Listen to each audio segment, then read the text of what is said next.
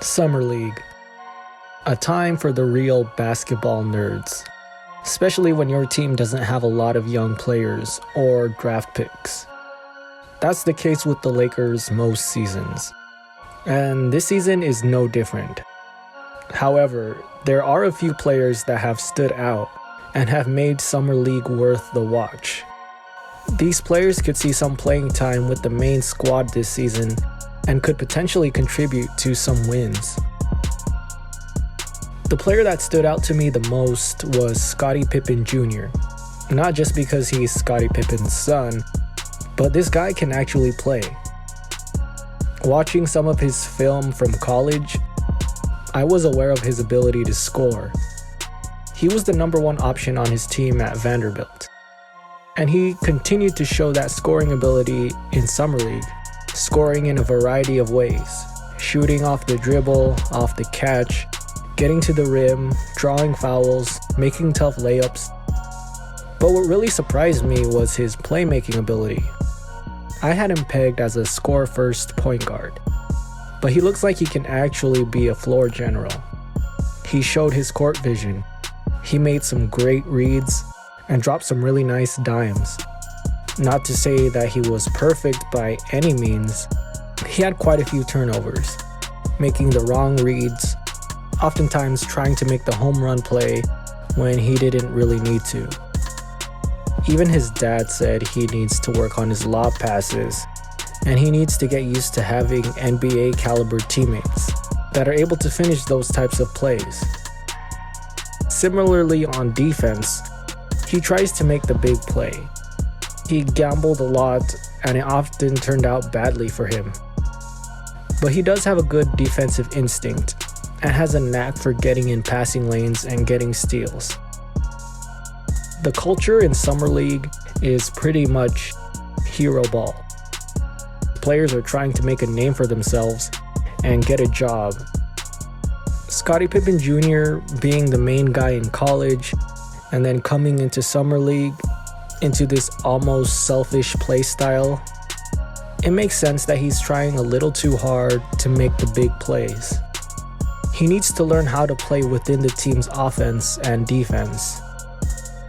But there were definitely flashes of potential and things the Lakers can be excited for. Another player that stood out and has arguably been the Lakers' best player in Summer League is Swider. This guy is an absolute sniper. And the shots he's taking aren't just wide open catch and shoot threes. He's shooting off the dribble, hand in his face threes. This dude is confident, and I love it. He's been ridiculously accurate from three. That's not going to last, especially when he has to face real NBA defenses. But even so, this guy is a legit NBA player right now, just as is. His shot is that good. Now ideally you'd want him to develop the rest of his game, especially on defense. If he could be a 3-and-D player, then he'll have a very long career in the league. But even if all he has is his shot, he'll have a place in the league. The next player I wouldn't say stood out very much, but since he's the Lakers' highest and only draft pick this season, I guess we need to talk about him. He wasn't bad or anything, but he was just there.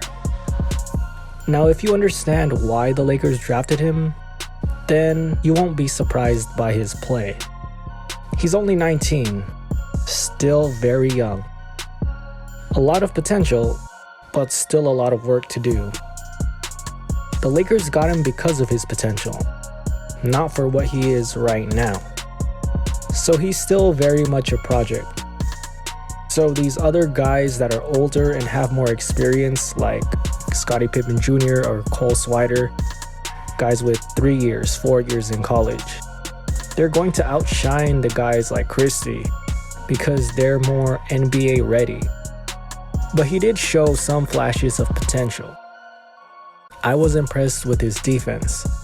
He was able to stay in front of his man and fight through screens.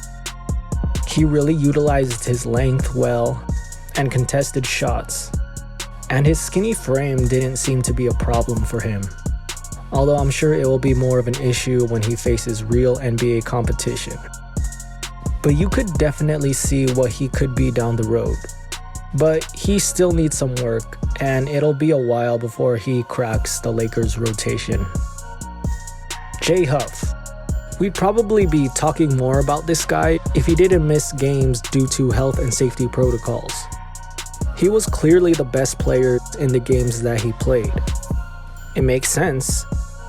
He had the most NBA experience, being a two-way player for a little bit with the Lakers last season and playing in the G League last year.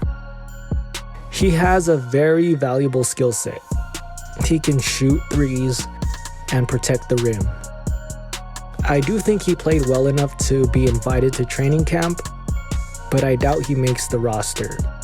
Their center rotation looks set with Damian Jones and Thomas Bryant. Anthony Davis will likely play some 5, and we've even seen LeBron play some 5. So I don't think Huff is good enough to crack the roster. I'm sure the Lakers would love to have him back in South Bay, but I do think he's too good for the G League, and some team will end up snatching him. Unfortunate for the Lakers, but good for him. So those were all the players that stood out. The rest of them were not very impressive. These players are unlikely to make the Lakers roster. The Lakers only have one roster spot open, and they'll likely use that on a veteran player that they know can help them right now. Or they'll leave it open like they have the past few seasons to remain flexible if there are potential deals later in the season. Most likely the only players from this Summer League team that we'll actually see on the main roster are those who already have contracts. So Max Christie on a rookie deal, Scotty Pippen Jr. and Cole Swider on two-way deals. Now keep in mind that this is just Summer League. None of this really counts. This isn't real NBA competition. It's just slightly higher competition than the college level. So we shouldn't overreact to anything that these guys do, good or bad. But there's definitely potential there, and I look forward to seeing how their careers progress.